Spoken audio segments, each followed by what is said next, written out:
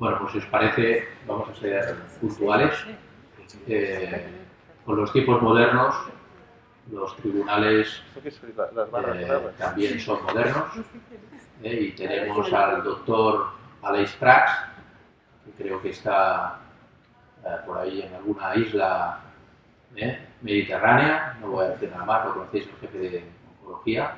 El doctor Eduardo Nagore, que sí que está en Valencia, espero que me estén oyendo, en el Instituto Valenciano de Oncología, todos ellos muy implicados en el melanoma, tema de esta tesis, y un servidor que, bueno, pues tengo la suerte de poder acercarme a Barcelona y compartir este rato, que siempre la proximidad tiene un plus añadido respecto a los medios telemáticos, ¿no? Los que llevamos unos años seguimos quedándonos con estos, a pesar de los riesgos que dicen que podemos correr. Tenemos al doctorando Sebastián Conlini, con una tesis sobre pronóstico en el melanoma, optimización de los esquemas de seguimiento, tutorizada y dirigida por la doctora Susana Puig, en su línea de trabajo excelente y fructífera de muchos años de melanoma. Y Sebastián, tienes unos 40 minutos, ¿te parece?, para hacer la exposición. Después haremos la discusión de forma telemática con el doctor Prat y el doctor Nagore, ¿de acuerdo? De acuerdo, perfecto. Doctor García Pato, muchas gracias. Y con el permiso del tribunal, comenzaré con mi presentación de mi tesis doctoral titulada Pronóstico en melanoma, optimización de los esquemas de seguimiento. Esta será la agenda que seguiremos hoy día, una agenda clásica, y comentar diciendo un poco de la epidemiología del melanoma. El melanoma, como ya sabemos, es una enfermedad neoplásica que ha aumentado rápidamente su incidencia durante las últimas décadas, y esto ha llevado a tener muchos pacientes prevalentes en nuestra consulta, y esto ha aumentado drásticamente los costos sanitarios que tenemos hoy en día en estos pacientes. Y específicamente en Cataluña, hemos hecho un estudio epidemiológico durante los últimos 10 años, en los cuales hemos visto que el porcentaje de cambios porcentuales anuales está incrementando un 5%. Y este cambio es muchísimo, ya que en nuestras consultas cada vez vemos más pacientes que tenemos que seguir y tenemos que hacer estudios de seguimiento, y necesitamos una forma de optimizar todos estos protocolos. Entonces, hoy en día, cuando tenemos una paciente o un paciente con melanoma, hacemos un esquema de estadificación que finalmente termina en el seguimiento del paciente. Cuando se extirpa el tumor primario, el melanoma, comienza la estadificación según la JCC y lo clasificamos según la T de tumor, que es el índice de profundidad o índice de Breslow, la ulceración, la N de la presencia de ganglios linfáticos locorregionales afectados, y también la M de metástasis, que puedes tener una metástasis a distancia en el momento del diagnóstico. Con todo esto clasificamos a nuestros pacientes en grupos de riesgo desde el 1 al 4 de la JCC, y dependiendo de este grupo de riesgo, vamos a decidir un seguimiento para cada uno de estos pacientes. Pero podemos, en toda esta etapa, podemos mejorar, optimizar los protocolos de seguimiento, intentando identificar mejor los pacientes que van a hacer este seguimiento. Pero la verdad es que la AJCC, que es lo que usamos hoy en día, se queda un poco corta, porque no incluye cosas del paciente como el fenotipo o el genotipo del paciente, y tampoco algunas características importantes pronósticas del tumor del melanoma primario. Y es así como en esta tesis intentaremos ver algunas aristas para intentar optimizar estos protocolos de seguimiento, y comenzaremos directamente con el seguimiento en sí. Los objetivos del seguimiento hoy en día es de la detección precoz de recidivas, la detección de segundos melanomas y también darle un soporte psicológico al paciente. Pero hoy solamente nos enfocaremos en este primer objetivo de un enfoque multidisciplinario, que es la detección precoz de recidivas. Dentro de los componentes que debería tener cualquier protocolo de seguimiento, tenemos el examen físico, la autoexploración y la educación por parte del paciente, los estudios de laboratorio incluyendo marcadores tumorales y también estudios de imagen. ¿Cuál es la controversia en los protocolos de seguimiento? Que están basados, o hasta hace 5 años todos estos protocolos están basados en datos históricos, de estudios que se hicieron en los 90 y a principios del 2000, y que esto dividió a las sociedades en dos grupos de pensamiento. Uno que decían que la estadificación tenía que ser solamente clínica, y no importaba si la metástasis se detectaba en un protocolo o precozmente o tardíamente, y otras sociedades que decían que el hacer estos estudios de seguimiento intensivamente y tal metástasis precozmente podría mejorar la supervivencia de los pacientes. Y estos son un poco los estudios clásicos en los cuales se basan casi todas las guías que hemos visto últimamente, que decían que casi toda la detección de metástasis ocurría por parte del paciente. Pero la verdad es que cuando vemos la metodología de todos estos estudios, vemos que en todos ellos los clínicos pedían estudios de imagen solamente en caso de tener sospecha de que hubiese una metástasis. Y realmente de esa forma no se puede determinar que los protocolos de seguimiento intensivo no son eficaces. Posiblemente antes del 2010 no tenía mayor importancia porque los tratamientos que teníamos entonces era el interferón por una parte y por otra parte cuando hay una metástasis quimioterapia clásica que no hacía gran diferencia en los pacientes en términos de supervivencia. Pero a partir del 2011 todo el panorama terapéutico del paciente con melanoma ha cambiado radicalmente desde que teníamos la inmunoterapia y los tratamientos dirigidos. Y la verdad, la supervivencia hoy en día es mucho mejor en estos pacientes y ha cambiado toda la forma de tratar a nuestros pacientes con melanoma. Y también de forma indirecta empezamos a ver que pacientes que son tratados con menor volumen tumoral también tienen mejor supervivencia, como pueden estas curvas de Kaplan-Meier. Y muchos ensayos clínicos que estamos también viendo hoy en día, los resultados de estos ensayos clínicos nos muestran que pacientes tratados con menor volumen tumoral van a ir mejor y van a responder mejor a estos tratamientos. Por lo tanto, no es raro, no es ilógico pensar que quizás detectando metástasis en etapas subclínicas podríamos mejorar el pronóstico de estos pacientes. La segunda cosa en donde he enfocado esta tesis que podemos optimizar estos protocolos de seguimiento es mediante la biología del tumor. ¿De qué me refiero con esto? Para darles un ejemplo, aquí he puesto las curvas de la AJCC, en donde clasifican a los pacientes en distintos estadios y la posibilidad de recaída. Por ejemplo, el estadio 1 tiene aproximadamente el grupo un 5% de posibilidad de recaer, el grupo 2 un 32% y el grupo 3 más del 40%. Pero realmente cuando miramos un poco al revés esto y vemos de dónde vienen nuestros pacientes metastásicos, realmente vienen la misma cantidad de pacientes en números absolutos de los estadios 1, los estadios 2 y los estadios 3. Pero ¿qué es lo que pasa? Como hay tantos pacientes o hay más pacientes estadio 1, este efecto se diluye. Y realmente no podemos hacer estudios de imagen a todo un estadio 1, que son muchos pacientes que son de buen pronóstico y van a recaer. Por lo tanto, hay que hacer otras cosas quizás para optimizar esta fase de la estadificación. Y es donde entra la biología del tumor. La teoría es que no es que exista solo un melanoma, sino que hay muchos tipos de melanomas con mutaciones específicas y que son biológicamente distintos. Y por ejemplo, en este caso tendríamos dos melanomas, uno que tiene un perfil biológico de alto riesgo y uno de alto riesgo arriba y uno de bajo riesgo como el de abajo, que si los quitamos precozmente los dos estarán en el mismo estadio 1. La diferencia es que el que tiene un perfil biológico de alto riesgo puede evolucionar o puede tener unas células que pueden evolucionar después hacia una recidiva metástasis y finalmente la muerte del melanoma, del paciente. Entonces, ¿cómo podemos identificar estos tumores? Que hoy en día no lo estamos haciendo. Y recientemente lo que hemos estado trabajando son con perfiles de expresión génica, que más que valorar mutaciones genéticas, vemos cómo se expresan estos tumores.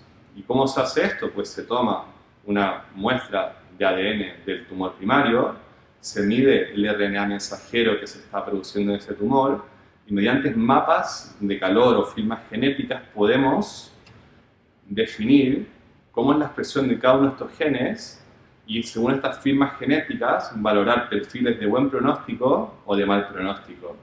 Y posiblemente de esta forma podemos identificar a estos pacientes que si bien morfológicamente tienen un melanoma estadio 1, pueden tener un mal pronóstico de todas formas.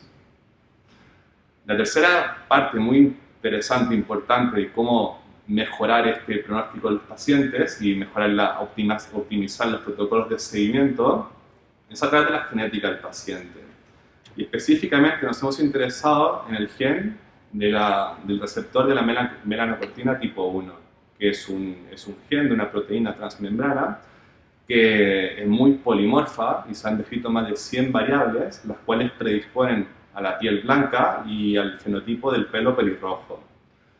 De este gen, cuando funciona normalmente este gen, que lo llamaremos wild type, pues se activa una cascada, con la activación por el sol se activa una cascada de eventos, las cuales transforman los precursores del pigmento hacia eumelanina, o la melanina buena que produce el bronceado y que nos protege del sol.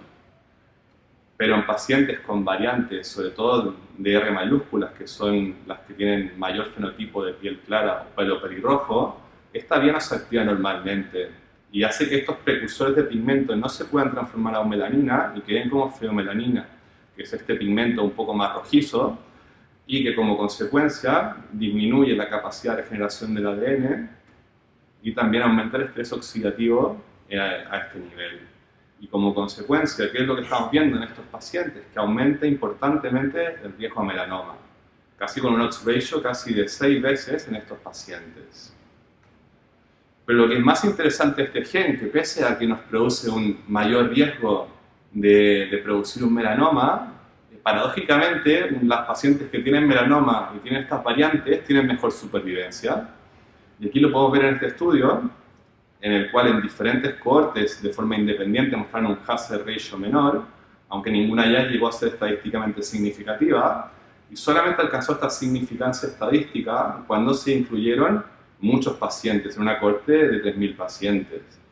Si bien también sabemos que el gen de MC1R se comporta de forma distinta en hombres y mujeres, nos hace pensar que, ya como lo sabemos, el melanoma es uno de los cánceres que tiene la mayor diferencia de mortalidad entre hombres y mujeres y que posiblemente, o que pudiese existir una diferencia también en el gen de MC1R en este exceso de riesgo de muerte por melanoma en los pacientes.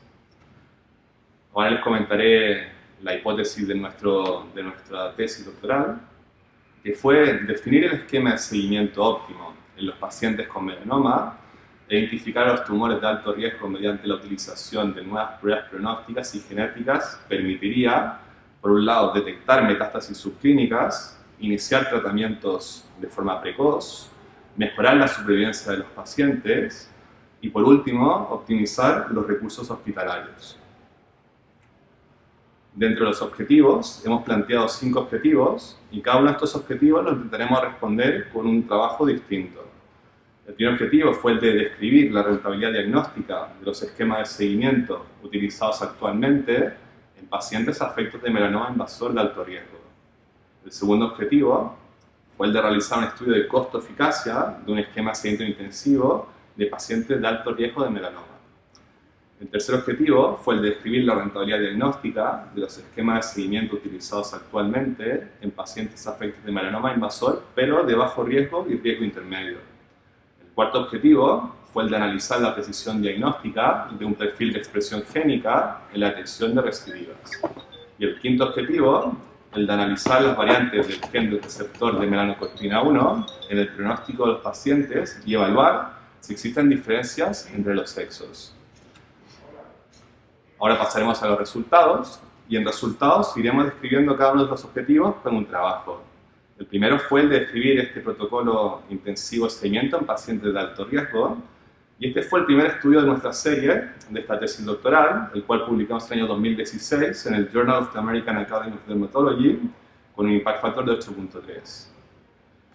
Y la idea de este estudio fue hacer un estudio de corte prospectivo. Los pacientes fueron seguidos durante el año 2013 hasta el año 2013 con el mismo protocolo de seguimiento y elegimos pacientes con melanoma invasor de alto riesgo de estadios 2B, 2C y 3.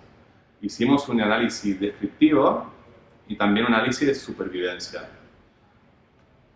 El protocolo de seguimiento que utilizamos era bastante intensivo y como les comentaba al principio, se basaba en la autoexploración, examen físico, estudios con marcadores tumorales en sangre, y lo que es más importante aquí es la parte de las imágenes, que se eligió la tomografía axial corporal, era tórax, abdomen y pelvis, y la resonancia magnética cerebral en estas frecuencias que describo en la tabla.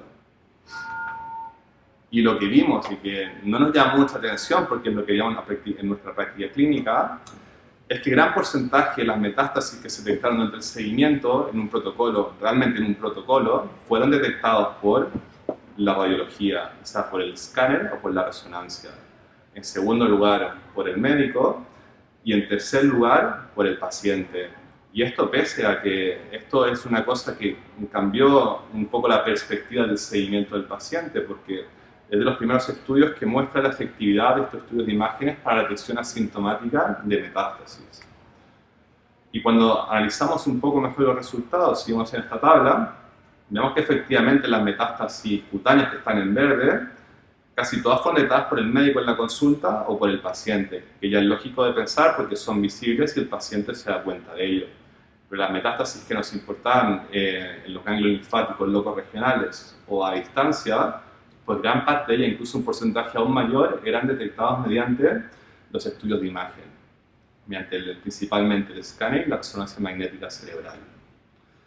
Y también hicimos un análisis del tiempo libre de enfermedad, con curvas de Kaplan-Meier, en el cual vimos sobre todo el escáner, por la parte del paciente y la parte del médico, que esta detección de metástasis era continua a través de todos los años y más o menos igual o sin diferencias estadísticamente significativas entre los distintos grupos de la JCC.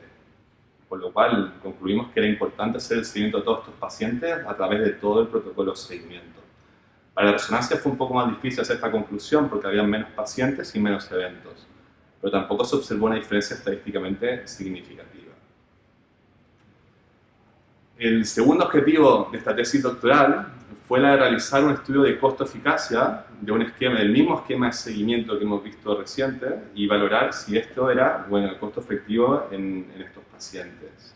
Y este segundo trabajo lo publicamos en el British Journal of Dermatology el año 2019 con un impact factor de 7.0. ¿Y qué es lo que vimos? Hicimos un estudio de costo-eficacia, la misma cohorte, y también elegimos los melanomas invasores de alto riesgo. Y utilizamos un software que es el Triage Pro para hacer árboles de decisiones que nos midieran la costo-eficacia de cada una de las estrategias. Y como estrategias elegimos la cantidad de años sucesivos, del primer año contra el segundo año, contra el tercer año, etc. Y como eventos definimos la presencia o la ausencia de metástasis con la probabilidad que ocurría este evento en cada año. De esta forma diseñamos un árbol de decisiones para el ataque de tórax, abdomen y pelvis, y también para la resonancia. Aquí pueden ver los 5 años que se utiliza el protocolo de seguimiento, la posibilidad de tener el evento y al final el precio que costaba cada uno de estos estudios en los diferentes años. De esa forma pudimos determinar, cuando estratificamos estos según los grupos de la JCC, que el ataque de tórax, abdomen y pelvis era costo eficaz durante los primeros 3 años y luego se volvía una estrategia dominada. En el estadio 2C, los 4 años, y estadio 3, 4 años también. Para la resonancia magnética usamos la misma estrategia, el mismo análisis, con los árboles de decisión, y vimos que, a diferencia que lo que pasaba con el TAC, vimos que casi todas las metástasis corrían tempranamente, como el primer sitio metastásico, por lo tanto la costo-eficacia de estas pruebas era muy inicial. En estadio 2B y 3 durante el primer año, y el estadio 2C durante los primeros 2 años. Y esto nos llevó a cambiar nuestro protocolo de seguimiento, a optimizar y dejar de hacer 6 resonancias por cada paciente, que es una inversión de forma global bastante importante y que nos ha ayudado también a mejorar la forma de seguir a nuestros pacientes. El tercer objetivo, ahora ya que pasamos del paciente de alto riesgo y hemos visto que sí que estos exámenes son eficaces para el paciente de alto riesgo, queríamos ver lo mismo del paciente de bajo riesgo. La verdad, en nuestra cohorte no hacíamos este tipo de seguimiento, así que tuvimos que comparar con otra cohorte. Hicimos este estudio con el doctor Simone Rivero, de Italia, de Turín, y publicamos este estudio en el European Journal of Oncology el año 2017 con un factor de impacto de 6.7. ¿Y qué hicimos? Un estudio comparativo. Elegimos 2 cohortes entre el año 98 y 2014 con melanomas invasores de riesgo bajo, 1B y 2A, y elegimos distintas variables de supervivencia como el variable dependiente. Y en la cohorte española, que teníamos más o menos 550 pacientes, hicimos un seguimiento clínico basado en examen físico, la autoexploración del paciente y en algunos casos también marcadores tumorales. Y en la cohorte italiana fue bastante distinto porque aparte de hacer estas cosas básicas, también se hizo ecografía ganglionar regional cada 6 meses y el ultrasonido de abdomen anualmente, durante los 5 años de seguimiento inicial del paciente. ¿Y qué es lo que encontramos? Encontramos que realmente ningún variable de supervivencia, ya sea tiempo libre de enfermedad a distancia, supervivencia global o específica por melanoma, mostró ninguna diferencia, por lo que nos dimos a entender que posiblemente esos estudios no sean eficaces en estos pacientes. Por lo que explicaba antes, hay muchos pacientes estadios 1 y 2, pero la probabilidad de metástasis es menor. Y aquí viene el cuarto objetivo, un poco para intentar cómo podemos identificar pues, a estos pacientes que van a recidivar en estadios precoces, y fue a analizar la precisión diagnóstica de un perfil de expresión génica en la detección de recidivas. Este estudio lo publicamos con otros 5 centros terciarios de España en el Journal of the European Academy of Dermatology el año 2019 con un factor de impacto 5.2. Hicimos un diseño de cohorte prospectivo multicéntrico entre los años 2015 y 2016, que fue la inclusión, y luego el seguimiento lo fuimos haciendo hasta el año 2019. Como criterios de inclusión fueron pacientes de bajo riesgo 1B y intermedio, estadio 2 de la JCC. Se utilizó un test de expresión génica ya comercializado que fue DecisionDx-Melanoma, y como variable dependiente elegimos el tiempo libre de enfermedad. Aquí nuevamente lo que hacíamos es, cuando teníamos un tumor con estas características y un paciente que aceptaba participar, se tomaban muestras pequeñitas del melanoma que se convertían el RNA mensajero se convertía a ADN, y luego se cargaban estas tarjetas microfluídicas haciendo estos mapas de calor o firmas genéticas. Y lo que es muy interesante que vimos, los pacientes los dimos en 2 grupos, uno de bajo riesgo y uno de alto riesgo, y en el grupo de bajo riesgo vimos que de los 53 pacientes clasificados de esta forma, ninguno recayó en todo el tiempo de seguimiento. Mientras que los pacientes de alto riesgo de recidiva, que fueron 33, 7 de ellos recayeron en más o menos en una mediana de seguimiento de 30 meses. Y aquí podemos ver la curva de Kaplan-Meier, que vemos claramente la diferencia en los grupos de bajo riesgo y el de alto riesgo, y el hazard ratio en este caso fue bastante elevado, 255, lo que nos hace pensar que estos test de expresión génica quizás puedan ayudarnos a este objetivo de detectar metástasis en estos subgrupos de bajo riesgo y seleccionar mejor los pacientes. El quinto objetivo tiene más que ver ahora con la genética del paciente, la genética germinal del paciente, y fue la de identificar si las variantes del gen de MC1R eran pronósticas en nuestros pacientes y si existía diferencia entre hombres y mujeres. Este es el quinto trabajo que hicimos junto a la doctora Franciela Lira y lo publicamos en el British Journal of Dermatology en el año 2019 con un factor de impacto de 7. Y aquí hicimos un estudio de cohorte entre los años 1996 y 2018 con melanomas invasores de cualquier estadio, y como variable dependiente elegimos la supervivencia global y específica por melanoma. Y es un estudio que es bastante interesante porque logramos incluir 1.341 pacientes con una proporción bastante similar entre hombres y mujeres. Y este análisis fue un poco más complejo, que consta de 2 fases. La primera fase vimos la cohorte de forma global y quisimos ver si existían diferencias entre mujeres y hombres, si existía mejor supervivencia de MC1R, y después hicimos regresión logística de Cox para ver si estas variables eran independientes una de otra. Y la fase 2, que es análisis de subgrupo, analizamos las mismas cosas, pero separando independientemente a los hombres y a las mujeres, para ver si el efecto era independiente del sexo. En la fase 1 del análisis general, vimos efectivamente que las mujeres tienen mejor pronóstico que los hombres, pero esto ya lo sabemos y era solamente para comprobar que nuestra cohorte se comportase igual. Pero cuando hacemos análisis de MC1R y vemos que las variantes realmente no confieren un mejor pronóstico en los pacientes, y en el análisis de forest plots, que vemos un análisis de Cox, de regresión logística de Cox multivariante, vemos también que si bien hay una mejoría leve del hazard ratio, no es estadísticamente significativa, como se veía ya en este estudio de biogenomel multicéntrico que les comentaba en la introducción. Por lo tanto, la fase 2 que quisimos saber es que si existían diferencias realmente entre hombres y mujeres, analizar independientemente este gen. Y para nuestra sorpresa, lo que encontramos es que en las mujeres que están abajo al lado izquierdo, vemos que la curva de Kaplan-Meier tiene una mejor supervivencia las pacientes que tienen estas variantes de MC1R, pero en los hombres esta diferencia no se observa. Cuando vemos los forest plot, por un lado para mujeres a la izquierda y para hombres a la derecha, vemos que el hazard ratio es independiente del resto de variables pronósticas, con 0,49, diciendo que pues, tienen la mitad de riesgo de morir las pacientes con melanoma que tienen las variantes del MC1R. Y este efecto no se ve para nada en hombres.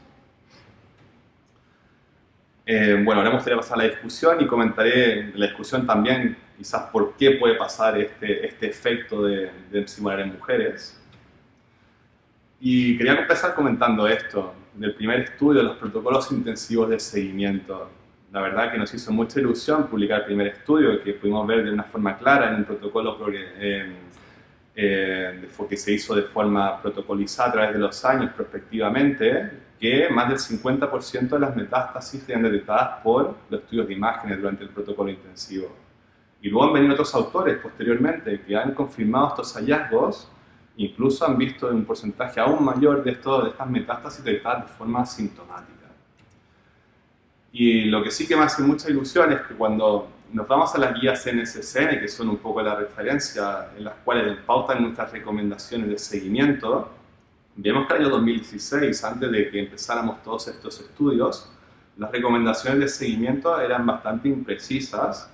Decían que, bueno, quizás podemos hacer estudio de imagen cada 3 o 12 meses y que más allá del segundo año estos estudios de imagen no estaban recomendados en ningún paciente en ningún estadio de avanzado. En cambio, las últimas guías del 2020, ahora la recomendación cambia bastante, ajustándose más a lo que hemos visto en nuestros estudios, haciendo recomendaciones de periodicidad a cada 3 a 12 meses, los primeros 2 años, después cada 6 a 12 meses los siguientes 3 años, y el último punto es que recomiendan que los estudios de seguimiento deberían realizarse en los primeros 5 años de seguimiento. Y quizás una cosa que no pude responder específicamente en esta tesis doctoral, pero también me hizo mucha ilusión ver este paper publicado hace unos meses, es que todos nos criticaban, bueno, pero esto mejora la supervivencia o no mejora la supervivencia. Y la verdad es que este estudio, en el cual siguieron pacientes con un protocolo intensivo de forma prospectiva, vieron que aquellos pacientes que las metástasis eran detectadas de forma asintomática mediante los estudios de imágenes, presentaron mejor supervivencia que aquellos pacientes en los cuales los síntomas eran detectados clínicos durante el protocolo de seguimiento, que respondería un poquito la pregunta que nos interesa a estos protocolos. Después, en segundo lugar, ya pasando un poco del melanoma de alto riesgo, pasamos al melanoma de bajo riesgo. Y lo que es interesante, que hay pacientes que deben tener un perfil biológico de bajo riesgo, que son detectados precozmente, pero que aún así siguen siendo de riesgo. Y nuestra idea es cómo podemos detectar este 5% de pacientes dentro de un grupo muy grande de melanoma de estadio 1. Y la verdad es que probablemente una cosa que está trabajando mucho en los últimos 5 o 6 años son en los perfiles de expresión génica. Hay varias compañías que están trabajando hoy en día en ello. La que usamos nosotros fue DecisionDx, pero también hay perfiles de inmunohistoquímica como AMLO Bioscience, o otro perfil de expresión génica como MetaGenix, que están viendo resultados muy favorables y están viendo resultados que separan muy bien a los grupos de bajo y de alto riesgo, y en el futuro quizás sea una muy buena opción para estos pacientes que caen en este grupo y que no los podemos identificar de forma precisa para ofrecerles un seguimiento que correspondería a su riesgo biológico. Y por último, el quinto paper que le hablaba de MC1R, que vimos estas diferencias tan importantes en el sexo. La verdad es que nos llamó un poco la atención y creamos una hipótesis que aún no la podemos responder del todo, pero nos pareció muy interesante. Es que las pacientes mujeres que están en edad perimenopáusica o premenopáusica claramente tienen mejor pronóstico que los hombres. Pero después de los 60 años este beneficio en la supervivencia se pierde totalmente. Y esto nos hace pensar que la mujer, como les contaba, MC1R es un gen que cuando no funciona normalmente, existen las variantes, aumenta el estrés oxidativo en el ambiente en el cual se produce el melanoma. Pero existe un segundo factor en las mujeres que son los estrógenos. Y este segundo factor de los estrógenos también aumentan los niveles de reactantes de oxígeno libre y de estrés oxidativo, y que niveles bastante altos de estos reactantes de de oxígeno libres, realmente en vez de favorecer la progresión tumoral, inducen senescencia y muerte tumoral. Por lo cual podría ser una hipótesis que puede explicar por qué pasa este fenómeno en las mujeres que tienen las variantes de MC1R. El futuro, pues el futuro está bastante bien, creo.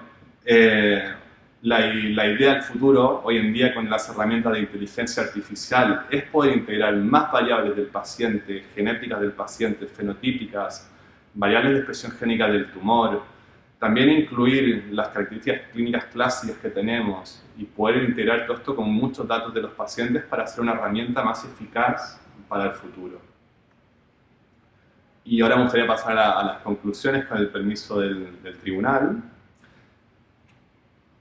Y mi primera conclusión es que un protocolo de seguimiento intensivo basado en visitas periódicas, la autoexploración del paciente, biomarcadores séricos y pruebas de imágenes complementarias es eficaz para la detección precoz de recidivas.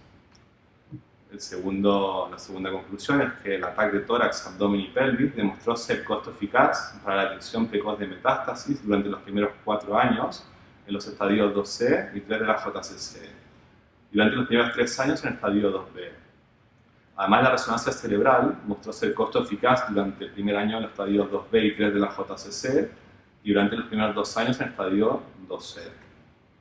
La tercera conclusión es que la ecografía de abdomen y territorios ganglionares locorregionales no está asociada con una mejoría de ningún índice de supervivencia en los pacientes con melanomas con estadio 1B y 2A de la JCC.